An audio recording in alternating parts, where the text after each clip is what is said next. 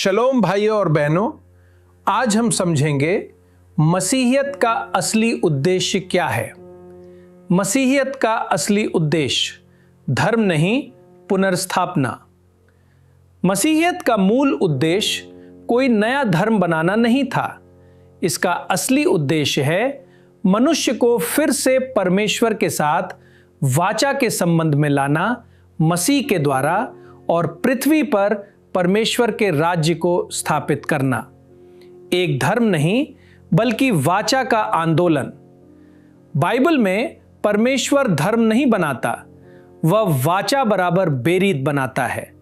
आदम के साथ जिम्मेदारी की वाचा, नूह के साथ सुरक्षा की वाचा, इब्राहिम के साथ प्रतिज्ञा और वंश की वाचा, इज़राइल के साथ याजकीय राज्य और व्यवस्था, दाऊद के साथ राज्य की वाचा और मसीह में पूरी हुई नई वाचा।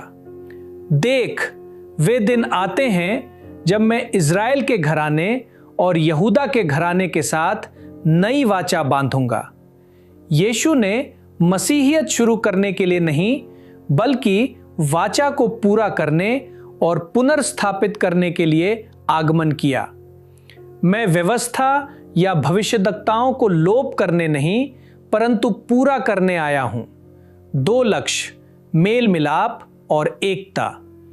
बाइबल के अनुसार समस्या धर्म की कमी नहीं थी बल्कि अलगाव थी।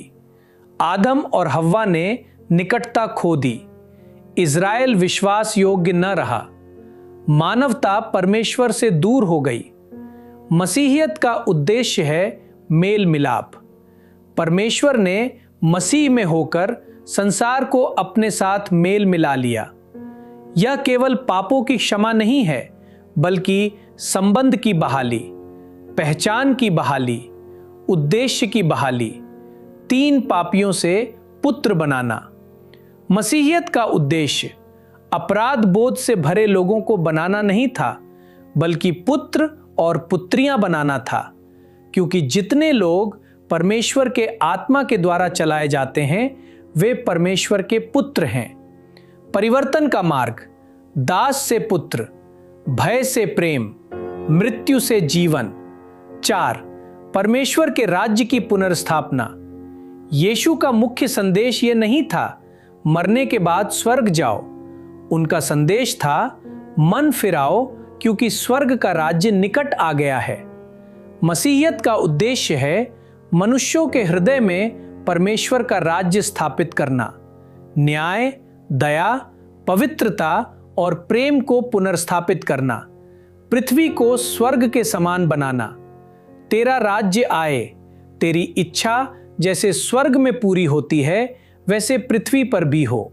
स्वर्ग अंतिम लक्ष्य नहीं, राज्य लक्ष्य है। 5, याजकीय लोगों की रचना। परमेश्वर की मूल इच्छा इज़राइल के लिए थी। तुम मेरे लिए याजकों का राज्य और पवित्र जाति ठहरोगे। मसीहियत इस बुलाहट को आगे बढ़ाती है, राष्ट्रों को जोड़कर। विश्वासी बुलाए गए हैं जीवित मंदिर बनने के लिए, मेल मिलाप के दूत बनने के लिए, परमेश्वर की उपस्थिति को धारण करने के लिए। 6, कहां भटकाव हुआ। इतिहास में मसीहियत भटक गई जब उसने अपनी यहूदी जड़ों से दूरी बना ली, वाचा की जगह नियंत्रण को महत्व दिया, चेलापन छोड़कर संस्थागत शक्ति को अपनाया, उद्धार को परिवर्तन की जगह भाग निकलने का साधन बना दिया। ये यीशु की मूल योजना नहीं थी। 7, एक वाक्य में मसीहियत का असली उद्देश्य है मसीह के द्वारा मनुष्य को परमेश्वर के साथ वाचा के संबंध में पुनर्स्थापित करना, ताकि आत्मा से चलने वाली एक प्रजा पृथ्वी पर परमेश्वर के राज्य को प्रकट करे। गहराई से समझे मसीहियत क्यों अस्तित्व में है। 1, असली समस्या पाप नहीं, अलगाव था। पाप का अर्थ है लक्ष्य से चूक जाना, लेकिन असली नुकसान था परमेश्वर की उपस्थिति खो देना। आदम ने केवल नियम नहीं तोड़ा, उसने निकटता खो दी। मसीहियत पुनर्स्थापित करती है पहुंच, सही मार्ग, एकता। 2, मसीह धर्म शुरू करने नहीं, पुत्रत्व लौटाने आए, परंतु जितनों ने उसे ग्रहण किया उसने उन्हें परमेश्वर की संतान होने का अधिकार दिया। यूहन्ना 1:12। न केवल कलीसिया के सदस्य बल्कि पुत्र। पुत्रत्व का अर्थ है अधिकार, विरासत, प्रतिनिधित्व। 3, केंद्र में राज्य है। यीशु का पहला संदेश, मन फिराओ क्योंकि स्वर्ग का राज्य निकट आ गया है। मसीहियत का उद्देश्य है मन बदलना, जीवन को पुनः व्यवस्थित करना, परमेश्वर के शासन को स्थापित करना। 4, पवित्र आत्मा का उद्देश्य। पवित्र आत्मा केवल भावनात्मक अनुभव के लिए नहीं है, वह है परिवर्तन के लिए, आज्ञाकारिता के लिए, राज्य को प्रकट करने के लिए। पिन्तेकुस्त केवल सभा नहीं था, वह एक याजकीय राष्ट्र की शुरुआत थी।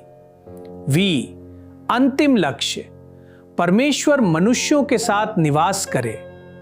बाइबल का अंत आत्माओं के स्वर्ग जाने से नहीं होता, बल्कि देख, परमेश्वर का डेरा मनुष्यों के बीच में है। प्रकाशित वाक्य 21:3। ये अदन की बहाली है, यही उद्देश्य की पूर्ति है।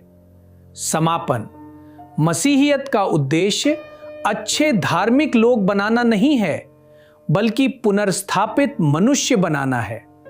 ऐसे पुत्र और पुत्रियां जो वाचा में चलते हैं, आत्मा के द्वारा जीते हैं और पृथ्वी पर परमेश्वर के राज्य को प्रकट करते हैं।